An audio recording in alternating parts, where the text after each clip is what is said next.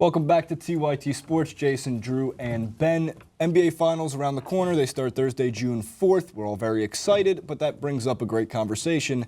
And what are the greatest or favorite Finals moments or performances really since the year 2000? Because we know in the 90s, Jordan dominated. And anything happened before 1990, Ben Mankiewicz will put our audience to sleep. So, Ben, we will start with you. Since 2000, what is your favorite Finals moment or performance? Well, I jotted 4 down. I'm going to give one. I'm going to give you guys Ray Allen, but that would be one of them. Obviously, Ray Allen in Game 3. So I'll let you have that. Game 6, I mean, the 3. 2 things really struck out. One you guys probably didn't pick, but back in 2010 when Boston went up 3-2 over the Lakers, and then Game 7, a game that they just had won, and then and I hate the Lakers, and I hate Kobe, and I wanted those guys to win again, Pierce and Allen and Garnett. And they could not score. I think they lost that game, ended up like 83-79, but that comeback, was slow and methodical, and the biggest shot comes from Ron Artest. That game, I'm not a Celtic fan in any way, and that game, it was eating me up inside. Right. It was like, oh, for the love of God, score! Just score once, and it changes one bucket in that stretch. And I think they might have won that game, and that would have been a great win to just stick this dagger in Kobe. Yeah. But they didn't, in the end, because Kobe did not shoot well at all in that game. So I remember that really fondly. And then you forget, just over 6 minutes to play, Game 3, 2006, Mavericks up 2-0. And they're up 13 with 6 minutes to play. And then Dwayne Wade just completely took over. And then Gary Payton hits his only bucket of the game to give them the lead. And then they win the next 3. Only one blowout. Games 5 and 6 were incredibly close. But that was a great moment. And then the one that I suspect nobody will mention. But too much is made of Big Shot Bob. Like, some of it's just luck. But that said, he got 19 in the fourth quarter of Game 5. 2-2 series in Detroit.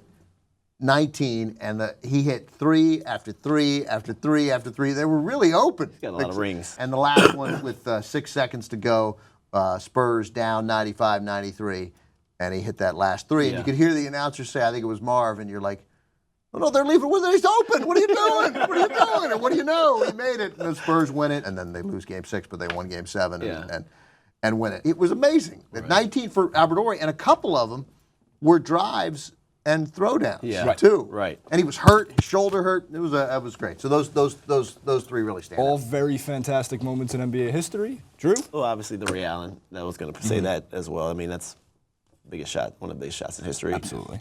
2 straight possessions where the Heat got that offensive rebound with Duncan not in the game on missed 3s. Because they were down 5 with 28 seconds to play. That's what we talked about. The Spurs were down the scrambling, 5. The offensive rebounding and the scramble and the 3-point. And both led to 3s. Eat your Wheaties so you can get your offensive boards. We know Tristan Thompson well.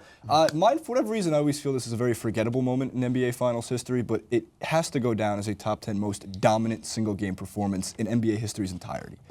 Duncan, 2003 NBA Finals, Game 6. 2 blocks short of a quadruple-double. 21 points, 20 boards, 10 assists, 8 blocks. They were Who were they playing in 2003? New Jersey Nets. That's why, because that didn't count. Right. Oh, you had a good Jason Kidd, Richard young Richard Jefferson. But those the Iverson Sixers and the Kidd Nets series, those were like afterthought series. That's not to me, that's one of the most amazing single-game performances. His numbers from that series.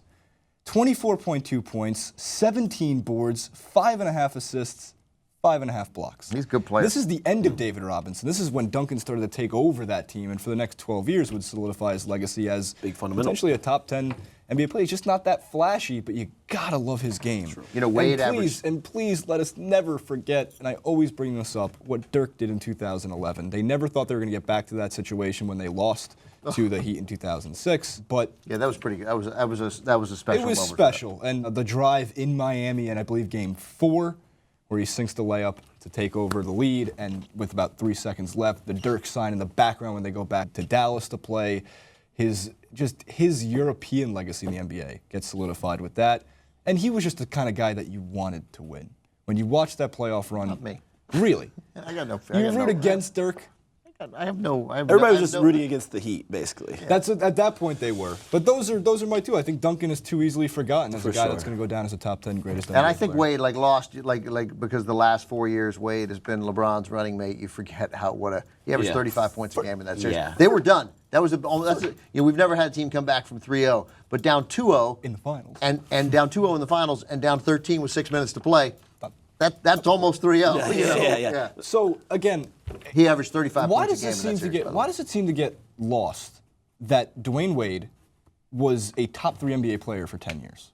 Like, if not one of the best player in the league. Well, I don't You think he got lost? I I don't feel like think it it's just gets- lost, and I don't know about top 3, but I mean, he was. When we talk about Wade now, it's just like, oh, he doesn't have the knees and he can't do Well, it I think anymore. that But happens he's from done being three. from shifting the kind of player he was. He was a great dominant player, and then willingly accepted a second role to the game's best player. It speaks well of him. Let me ask you this real quick with Tim Duncan. I always say to myself, do you think if Tim Duncan was outspoken and loud and like antics, I think he would be more of like just one of the most like polarizing or best players in. I mean, he's one of the best players in the NBA anyways. But I feel like his demeanor and how which is fine. He's humility and everything. But I feel like if he was outspoken and talked a lot and just flamboyant, I feel like he would be like the #1 NBA player all the time. Right before we go. I agree, and it also has to do with it's great. The guy went to college for 4 years. Yeah. That's insane. Right before we go, Sure. Bill Simmons' book of basketball always talks about Tim Duncan on the sideline, that he would look over to Tony Parker or Manu Ginobili or David Robinson when he was younger, and even to the point when in 2012 when they updated his book, that he would constantly on the bench look at his teammates and go, guys, we do this for a living. We are playing basketball. To which Manu Ginobili would shake his head and go, yeah, what do you think we're doing here?